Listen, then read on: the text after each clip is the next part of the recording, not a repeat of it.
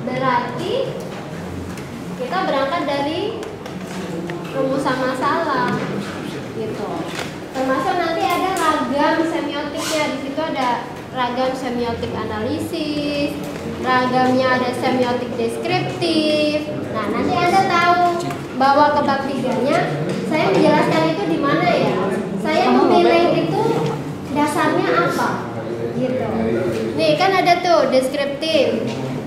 Basicnya kan ada tanda non verbal, verbal gitu. Itu basic dari PIK dulu kan ada komunikasi verbal dan non verbal. Nah, sekarang kita dilatih waktu belajar metode gimana caranya kita memaknai tanda, simbol baik yang termasuk verbal atau non verbal. Jadi orang kalau sudah terbiasa lihat anggukan orang, lihat lirikan orang, tatapan orang, itu kita udah bisa membaca ini maknanya apa, yang dia maksud apa. Makanya kadang kita ingat bahwa komunikasi nonverbal itu komunikasi yang nggak bisa bohong, gitu kan? Makanya tadi kenapa aku agak gemes ya, marahku begitu ya, bagus ya marahku. Itu karena aku melihat nada, intonasi suara untuk menjawab saja itu ada kesan melecehkan. Gak salah dong, aku kan bebas makna kata dia. Kata si siapa? Stuart Hall. Kata si siapa lagi? John Fiske. Nah gitu loh, jadi kita masukkan apa pemahaman semiotika dulu, bahwa sebetulnya apapun yang kita lakukan baik verbal atau non verbal itu bisa dimaknai orang. Maka hati-hatilah di situ gitu. Termasuk kalau misalkan Anda orang-orang di balik iklan, orang yang ngerjakan iklan, detail warna, detail simbol itu akan bisa dimaknai oleh semua orang yang melihat, membaca, mendengar, menonton. Nah, itu kan aktivitas utama komunikasi ya. Gitu. Jadi ini masih fokus fokus yang ini kita neliti pesan. Jadi ini metode yang keempat dari fokus yang pesan saja. Terserah Anda mau otak-atik misalkan nggak ngatasin pakai barteks, ya Anda boleh wacana saja. Nggak ngatasin sampai wacana kritis, boleh juga framing saja gitu. Tergantung dari objek penelitian Anda. Nah, gitu.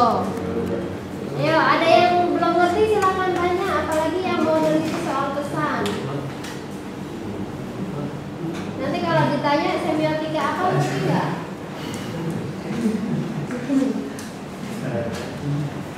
Ada yang ngerti? Lebih ngomongin tentang simbol itu.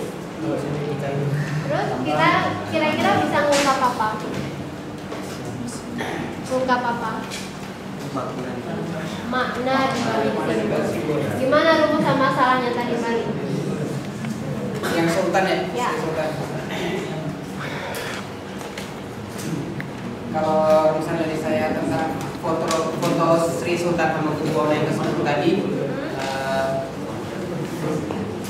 bagaimana dari Pak Sultan Sri Sultan Hamengkubuwono ke-10 sebagai ikon Yogyakarta itu sendiri, disimbolkan dari segi apanya? Oh, dia objek penelitiannya apa? Oh, saya udah nanya di situ tuh, objek penelitiannya apa? Pak Sultan. Pak Sultannya di mana? Keraton Jogja. Keraton Jogja. Objeknya apa? Simbol dari. Oh iya, objeknya kan kita kemarin udah nyatet simbol. Apa objek di situ? Bisa TA. Nah itu kira-kira apa? Tepat. Yogyakarta luas loh. Kita kan fokus pada pesan. Nah, foto Sri Sultan. Foto itu bisa masuk loh. Sebagai objek ya, sebagai objek penelitian bisa masuk. Maksud saya kita itu ngerti teorinya, semiotik itu apa, kita bisa nerapkan pada saat kita gunakan metode semiotika. Lalu kita bisa kapan menggunakan metode ini. Ya. Ya. Mungkin saya ini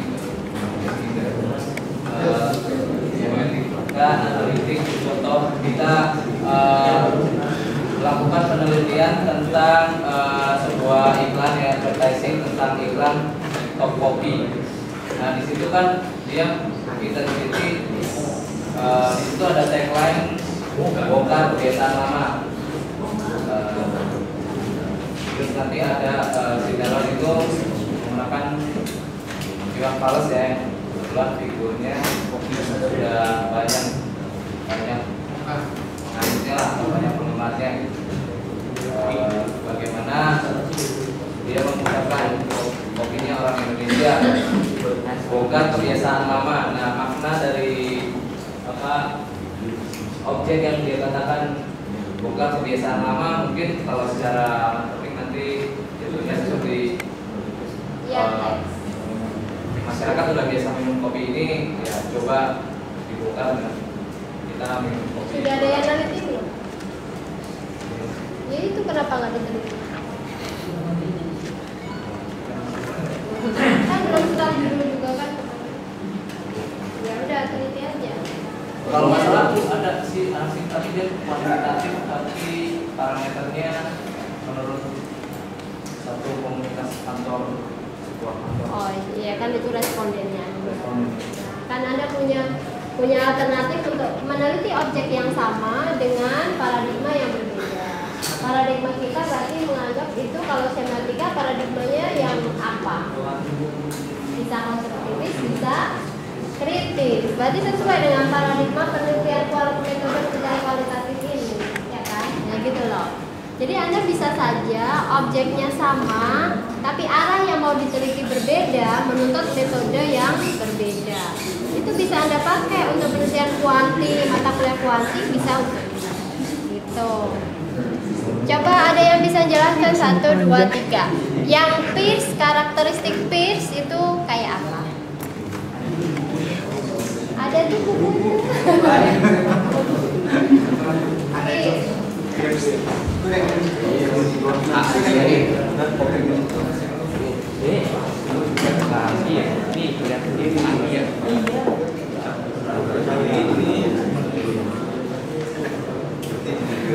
Bu, spidolnya agak samar, Bu. Iya itu nggak bagus. Saya jelaskan ya, Bu. Teori dari Peirce seringkali disebut sebagai teori dalam semiotika. Kenapa begitu? Ini lebih disebabkan karena gagasan Peirce bukan menyeluruh deskripsi struktural dari semua sistem penandaan.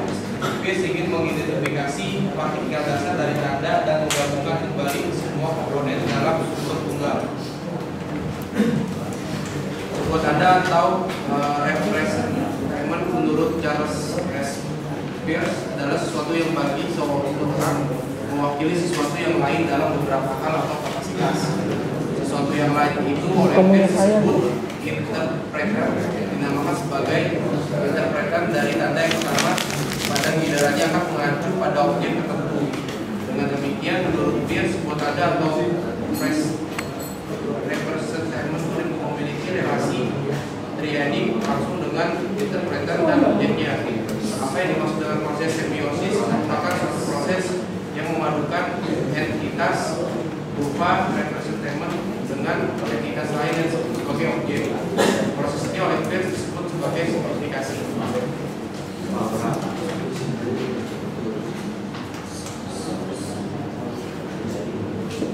Itu yang Peirce ya. Peirce terkenal dengan apa? Segitiga apa? Makna. Segitiga makna. Roland Barthes, ideologi dan mitos.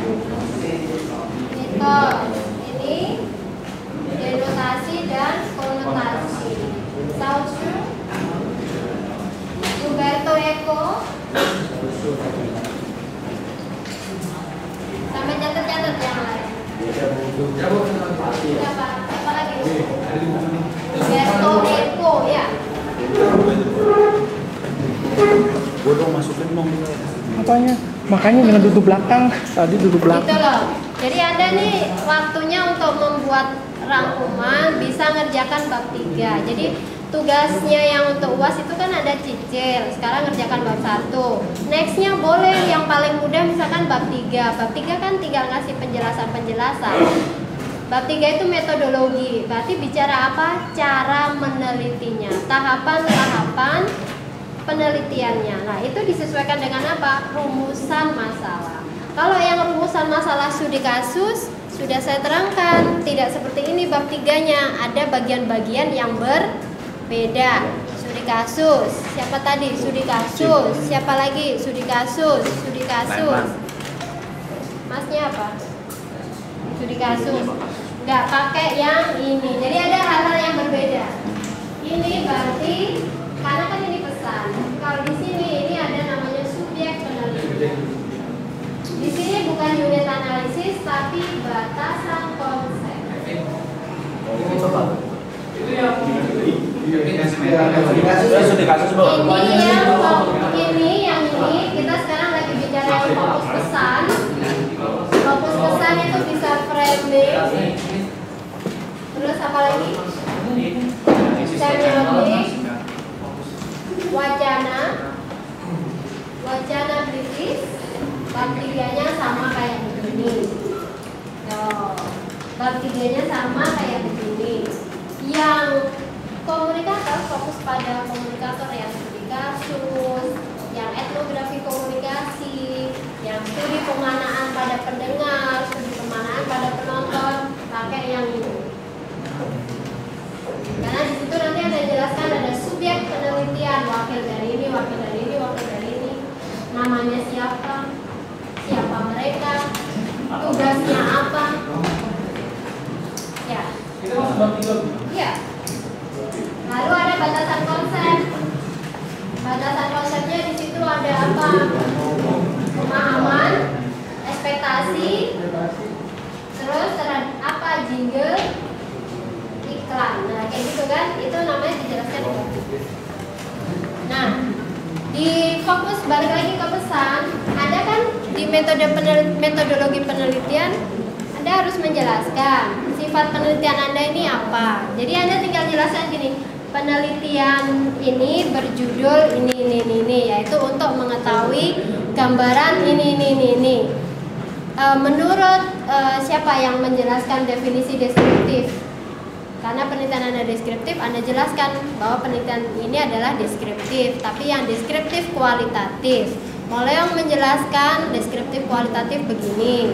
Ini menjelaskan begini, udah gitu aja. Yang di sini.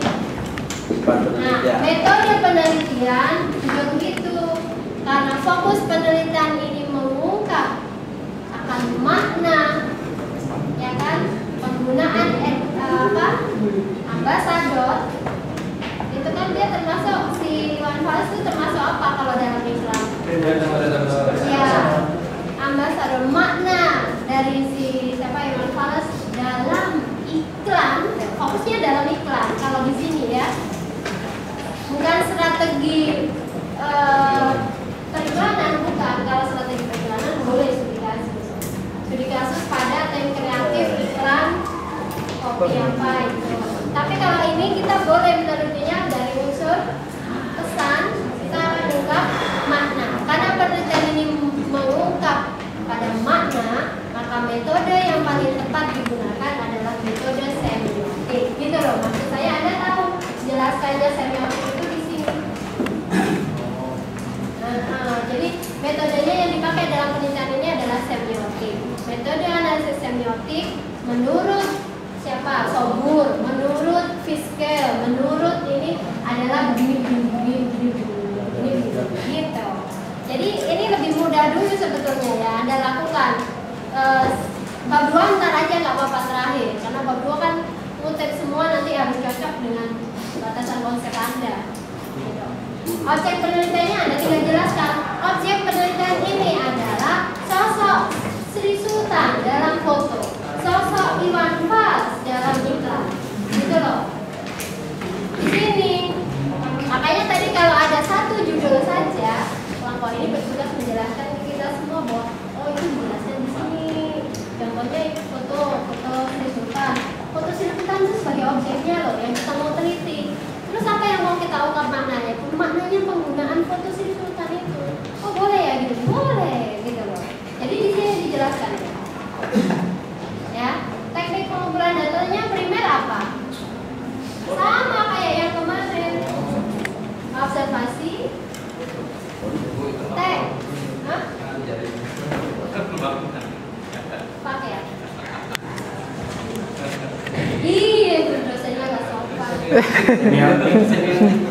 Nih, observasi teks pada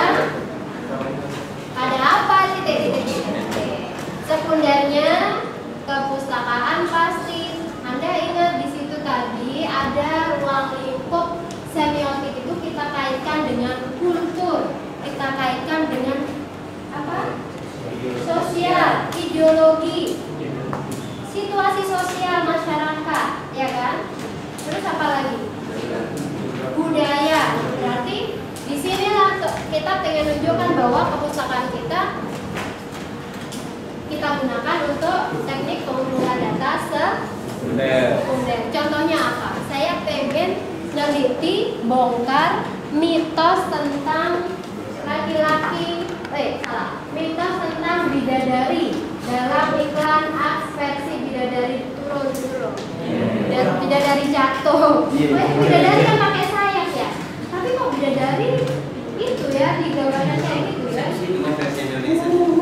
Nah, ya, kamu kan udah hafal banget iklannya ya kan. Tapi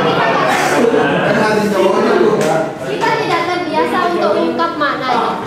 Kita tidak terbiasa untuk mengaitkan dengan mitos-mitos tentang bidadari sebelumnya. Nah, kita kalau mau tahu, kita pakai analisis itu. Analisis apa itu berarti? Semiotiknya siapa? Bahasa sekarang nyampe mitos. Nah, gitu. Kalau kita mau membongkar sampai ideologi dan mitos, itu berarti kita pakai yang Barthes. Kita mau tahu tentang mitos bidadari sebelumnya ya, kita harus search. Oh, mitos bidadari itu kayak apa sih? Mitos itu apa? Ada semuanya di situ. Ada. Jadi Barthes itu mengungkap ada makna sesungguhnya dan ada makna yang tersembunyi, lalu ada proses. Ini penggunaan simbol-simbol ini akan digunakan pada setting apa? Dan ini kaitannya dengan ideologi tertentu. Nah, di situ dijelaskan pengantar-pengantar sejarahnya bahwa ada golongan-golongan tertentu yang dia mengemas pesan supaya disuguhkan ke ruang publik. Ya kan, contohnya di situ kita yang ada tokoh-tokoh agama yang pengen begini, dia masukkan dalam sebuah film, dalam sebuah iklan, dalam sebuah gitu. Nah, kita harus bongkar itu. Kita harus bisa analisis semiotik ini ya dikit-dikit lah, dari kebiasaan ada simbol-simbol non verbal lah gitu ya. Nah, Saussure gimana ya? Ngerti nggak mas? Saussure tuh bukunya udah aku bawain tuh. Temenku juga udah banyak yang beli. Udah aku bawain minggu-minggu kemarin. Kurang enak ya mata kuliahnya ya. Dosanya kurang enak dosanya. Kemarin ditanya Bu Dewi gimana pejem gitu. Masa mahasiswa ketua boin gitu tadi kelas enggak ya? Katanya bilang Bu Dewi itu tegas kok pejem di kelas katanya. Emang kata siapa Bu? Ada. Ada buktinya cuy. Ya oke, gitu loh. Bukti. Ya. Ada yang ditanyakan nggak bahwa di situ ada jelaskan milih Barthes, milih Eko, milih Peirce itu dijelaskan di 3 titik berapa itu? 6. Karena fokus penelitian ini hanya peneliti batasi pada mengungkap makna konotasi, maka peneliti menggunakan teknik analisisnya Barthes. Gitu. Penjelasannya gitu. Di 3.7 itu gitu. Karena Barthes ada level bisa mengungkap makna denotasi, makna konotasi. Tapi peneliti hanya membatasi pada makna konotasi, tidak sampai pada mengungkap ideologi atau mitos. Boleh juga. Jadi tidak harus ada mengungkap ideologi, mengungkap mitos, tidak harus. Saya itu ada cerita ya. Ini ceritanya dari kreatif-kreatif iklan internasional. Ya, teman saya itu cerita mereka itu punya ideologi-ideologi tertentu. Apa contohnya? Ada kaum elit yang ada di Prancis. Kaum elit itu cuman ya sekian orang, tapi dia pengen dia itu dikenal sedunia. Dia masukkan pesan-pesannya lewat apa? Lewat iklan. Versi internasional. Karena dia bidang geraknya di situ, dia kreatif membuatkan iklan. Oh gitu ya, iya kita kan kadang nggak tahu informasi tentang itu. Nah itu pentingnya kita tahu. Apakah itu salah? Enggak. Siapa bilang penelitian kita ini mengungkap salah atau benar? Ya kan? Itu realitas. Tapi kita harus bongkar makna itu dong, gitu loh. Nah, gitu ya. Jadi poinnya itu ya sebetulnya setiap kali ada metode yang baru, yang kualitatif, maksud saya Anda bisa nerapkan, bisa ngerjakan ke bab 3. Bukan untuk dilupakan. Karena nanti kalau ada switch saja, misalkan nih, saya pengen menanamkan Anda mandiri, tahu buat rumusan masalah, tahu menentukan metode yang harusnya dipakai. Jadi begitu Anda beralih ke pilihan Anda yang lain, rumusan masalah yang fokusnya sangat berbeda, Anda udah tidak perlu tanya-tanya terus gitu. Tapi Anda tahu, oh ya aku pindah ke sini aja. Ini kayaknya lebih gampang, data aku udah punya, udah dapat semua datanya, tinggal aku cocokkan metodenya apa gitu. Nanti rumusannya aku tinggal ubah gitu. Boleh. Asal Anda memang sudah yakin bahwa ya aku bisa kerjakan kok semuanya. Data udah kedapat. Nah, kadang tadi siapa? Bab 4-nya udah dimasukkan ke bab 1. Bab 2. Tentang itunya, gambaran foto reportasenya itu kan nanti bab 4. Cepet. Tapi kan bagus. Daripada kekurangan mending kelebihan. Ya. Jadi kalau edit juga jangan ngedit itu langsung hilang baru di-save. Jangan, ini copy aja semuanya, pindah ke New Word, dari situ hilangin. Basicnya ini ada. Jadi Anda save lagi. Jadi tahu nih, oh ini langkah awal banget nih ya, benar nih ada salahnya. Terus suatu saat pas bimbingan Anda gini, tambahin ini dong. Oh iya dulu udah pernah ada, tinggal aku ambil lagi. Jadi jangan sia-siakan Anda ngetik itu terus dibuang, nggak bisa save ya. Nanti pasti ada perlunya lagi. Ini kayak ini yang lemah adalah 1. Footnote, mana itu referensinya, ada nggak? Kayaknya ini ambil dari blog aja nih. Ayo mana? Dari siapa? Bu, footnote kasih. Bu. Ayo footnote-nya gimana? Itu buku itu kan menjelaskan semua. Bu, footnote itu bukan spasi, Bu. Bukan spasi lah, footnote itu catatan kaki karena acuan di berjuana pakai catatan kaki. Gimana? Bukan pakai running atau Ini ya? Ini dulu ya, itu footnote. tahu bedanya footnote? Oh ini kayak apa? Dari misalnya dari deskripsi orang nih. Ini dari buku nulisnya tulis halaman berapa, tahun berapa. Oh, kalau aku dari buku deskripsi orang gimana? Iya dari buku. Ada nggak? Oh di bawahnya di pojoknya. Caranya gimana sih buat kayak gini? Ya, itu namanya Sorry. Insert terus. terus ke atas lagi. Nah, ini Bentar, gua lupa. Nih, reference insert footnote. Klik aja. ini namanya Reference insert footnote. Kita tinggal tulis di atur nomor 1 nomor 2. Oke. Itu bukunya Agus Sudibyo. Jadi ini Sudibyo itu buku yang kita pegang, tapi di situ Sudibyo ngutip lagi dari McNair. Ini Brian McNair. Dua-duanya ini saya punya. Kalau catatan kaki yang sumbernya langsung Ya, jadi siapa aja. Cara ngetiknya yang Mau kemana nggak apa-apa tuh. Anda tidak pakai yang begini, karena ini detail lagi nanti di daftar pustaka. Tapi kalau yang Anda pakai adalah catatan kaki atau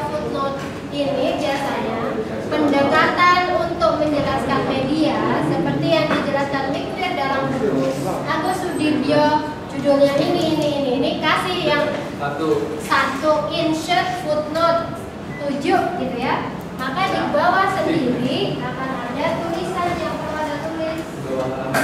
Sini. Kalau sudah insert footnote di bawah halaman paling bawah pasti otomatis akan di sini satu. Jadi Anda tulis di sini Sudibyo, Agus, tahun 2010, judul, subjudul, kota halaman, kota terbit, titik 2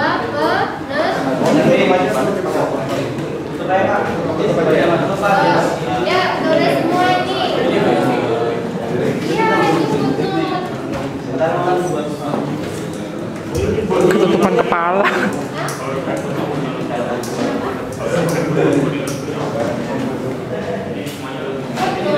Semuanya footnote. Jadi Anda tidak menggunakan running. Makanya kalau Anda muter dari blog itu kan dia biasanya running tuh. Jadi ketahuan. Running maksudnya gimana? Itu running. Atau body note namanya. Iya. Bu, andai kata nih kita nyontoh dari skripsinya orang, jadi di bawahnya sudah ada punya, kita niru di situnya, Bu. Iya. Iya. Enak ya, tinggal bukan. Kalau lihat contoh banyak, lihat dari skripsi kakak-kakak tingkat tuh lihat cara nulis footnote-nya kan ada. Tapi lihatnya juga lihat yang skripsi yang benar. Terus Anda itu sekarang di sini mulai disuruh update referensi. Jadi sekarang 2014 buku yang bisa Anda pakai itu 10 tahun ke belakang, berarti 2004.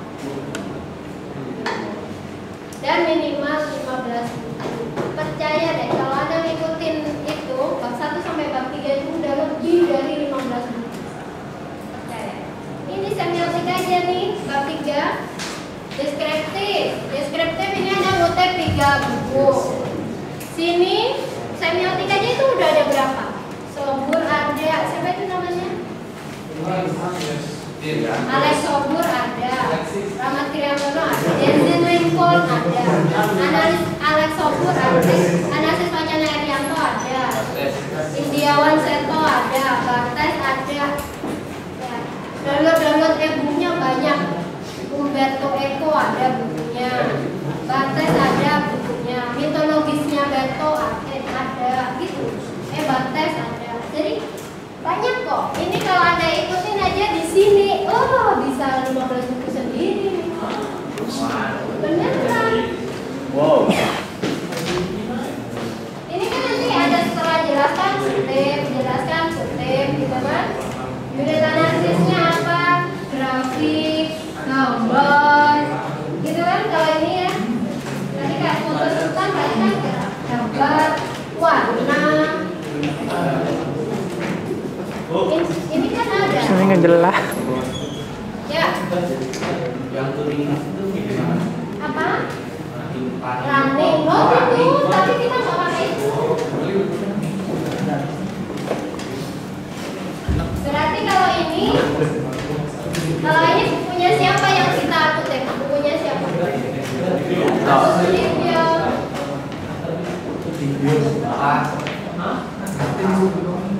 Nah, gitu. Jadi kalau kita lagi nyari pakai blog, pakai apa ya tetap kita harus cari literatur aslinya dia bukunya dari mana.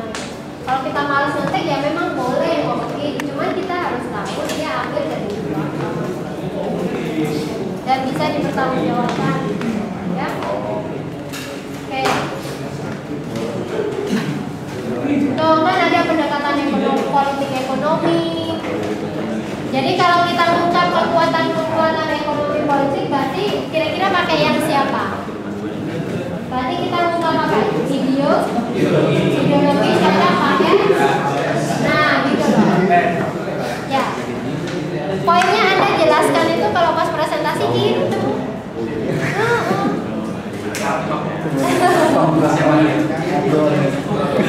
Ya kan? Terus ada pendekatan kulturalis. Tadi itu contohnya yang di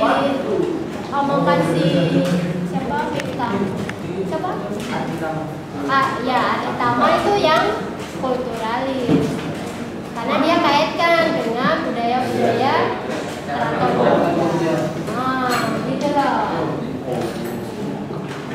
Putri, mana karyamu?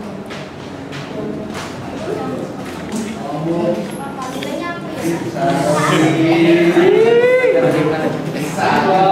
Saya ngapain sih direkam? Nanti ketahuan dia pas izin ya. Ini bohong ya omongannya tuh. Tadi pas itu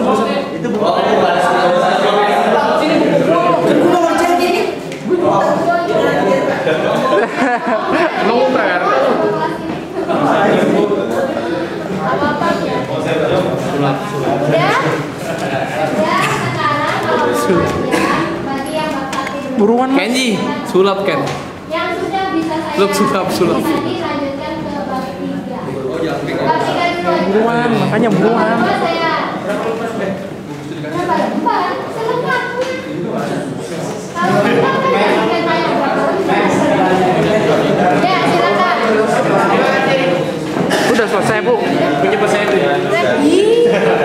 Boleh pulang, Bu? Belum kan? Belum kan? Buruan nih. Udah setengah 4. Buruan mumpung jeda.